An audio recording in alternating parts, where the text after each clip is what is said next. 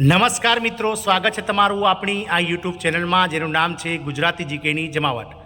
વિડીયોમાં વાત કરીશું, આપ સૌ જાણો છો તે પ્રમાણે ગત 24 ઓગસ્ટના રોજ પ્રધાનમંત્રી નિવાસસ્થાને પ્રધાનમંત્રીની અધ્યક્ષતામાં નવી દિલ્હી ખાતે કેન્દ્રીય કેબિનેટની બેઠક મળી હતી, જેમાં સરકારી કર્મચારીઓ ઘણા લાંબા સમયથી જે ઓપીએસને પુનઃસ્થાપિત કરવાને લઈ અને જે મિત્રો આંદોલનો કરી રહ્યા હતા તેના વિકલ્પ રૂપે સરકારે એનપીએસના વિકલ્પમાં જે ઓપ્શનમાં યુપીએસ એટલે કે યુનિફાઈડ પેન્શન સ્કીમને જે છે તે મિત્રો મંજૂરી આપી દીધી છે.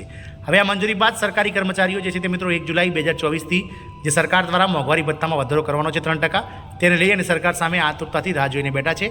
આ તમામ અટકળો વચ્ચે મિત્રો રાજ્ય સરકાર દ્વારા કર્મચારીઓ માટે ખૂબ જ સારા સમાચાર આપ્યા છે અને આ રાજ્ય સરકારે મોંઘવારી ભથ્થામાં ટૂંક સમયમાં વધારો કરવામાં આવશે અને ખાતામાં જે છે તે મિત્રો સરકારી કર્મચારીઓના પગાર ટૂંક સમયમાં વધીને આવશે તેવી સીએમ દ્વારા જાહેરાત કરવામાં આવી છે. તે જાણીએ વિડીયોમાં વિગતવાર કઈ રાજ્ય સરકાર દ્વારા કર્મચારીઓના મોંઘવારી ભથ્થામાં ટૂંક સમયમાં વધારો કરવામાં આવશે તેના વિશે આજના વિડીયોમાં વિગતવાર ચર્ચા કરીએ. તો વિડીયોના અંત સુધી બન્યા રહો અને જો ચેનલમાં નવા હોય તો મિત્રો તમે અમારી ચેનલને સબસ્ક્રાઇબ કરી બાજુમાં રહેલું બેલ આઇકોન દબાવી ઓલ નોટિફિકેશન ઓન કરી લો, જેથી કરીને ચેનલ પર મૂકવામાં આવતા આવા ભરતીઓનો નોટિફિકેશન, સરકારી કર્મચારી પેન્શનર્સ યોજનાઓને લગતા પરિપત્રો તમને સરળતાથી ચેનલના માધ્યમથી ઉપલબ્ધ થઈ જાય.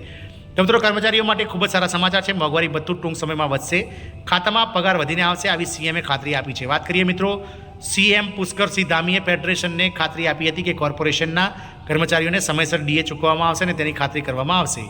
વાત કરીએ ઉત્તરાખંડ રાજ્યની, તો ઉત્તરાખંડના કોર્પોરેશન કર્મચારીઓ માટે સારા સમાચાર છે. 4% વધેલ મોંઘવારી ભથ્થાનો લાભ જાન્યુઆરી 2024થી મળવા જઈ રહ્યો છે. અત્યારે હાલ કોર્પોરેશનના કર્મચારીઓને 46%ના ધોરણે મોંઘવારી ભથ્થું ચૂકવાઈ રહ્યું છે અને 1 જાન્યુઆરી 2024થી જે વધેલ 4% મોંઘવારી ભથ્થું છે તે ચૂકવવામાં નથી આવ્યું.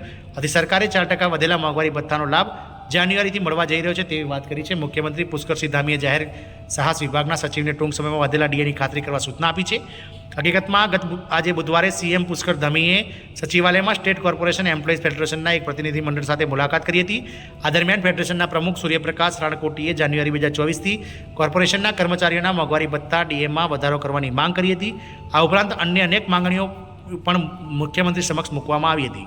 સીએમનું આશ્વાસન છે કે ડીએ જલ્દી ચૂકવવામાં આવશે. સીએમ પુષ્કરસિંહ ધામીએ ફેડરેશનને ખાતરી આપી હતી કે કોર્પોરેશનના કર્મચારીઓને સમયસર ડીએ ચૂકવવામાં આવશે, તેની ખાતરી કરવામાં આવશે. તેમણે જાહેર સાહસ વિભાગના સચિવને ટૂંક સમયમાં જ વધેલું ડીએ સુનિશ્ચિત કરવા સૂચના આપી છે. બીજી તરફ ઉત્તરાખંડના દૈનિક વેતન, કોન્ટ્રાક્ટ, પીટીસી અને સબ ચેનલ કામદારોને નિયમિત કરવાની માંગ સાથે રાજ્ય કોર્પોરેશન એમ્પ્લોઈઝ ઓફિસર્સ ફેડરેશને 3 સપ્ટેમ્બરે સચિવાલય તરફ કૂચ કરવાની જાહેરાત કરી છે. મિત્રો અન્ય મુખ્ય માંગણીઓની વાત કરીએ તો હાઈકોર્ટના આદેશ પર જલ સંસ્થાન કર્મચારીઓને પેન્શનનો લાભ મળવો જોઈએ.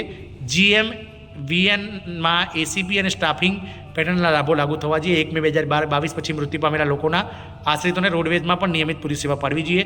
સજલમાં વર્ષ 4996થી કાર્યરત 1996થી કાર્યરત જે કર્મચારીઓ છે તેમને નિયમિત કરવા જોઈએ. દૂધ વિકાસ સંઘના કર્મચારીઓને ડીએ અને 7મા પગાર પરનો ધોરણ આપવું જોઈએ. વન વિભાગ નિગમના અધિકારીઓની ઘટ પહેલાંની જેમ ડિપ્યુટેશન દ્વારા દૂર કરવી જોઈએ. રોડવેઝમાં ખાલી જગ્યાઓ માટે ઝડપથી ભરતી ઝુંબેશ ચલાવવી જોઈએ. યુપીની જેમ વિકાસ મંડળોમાં પેન્શન સિસ્ટમ લાગુ કરવું જોઈએ. ફોરેસ્ટ કોર્પોરેશનમાં કામ કરતા કેડરને શૈક્ષણિક લાયકાતના આધારે ₹2000ના ગ્રેડ પેનો વધારાનો લાભ આપવો જોઈએ. આમ મિત્રો ઉત્તરાખંડ સરકાર દ્વારા કર્મચારીઓના મોંઘવારી ભથ્થામાં ટૂંક સમયમાં જ જાહેર કરવામાં આવશે. જય હિન્દ, અસ્તુ.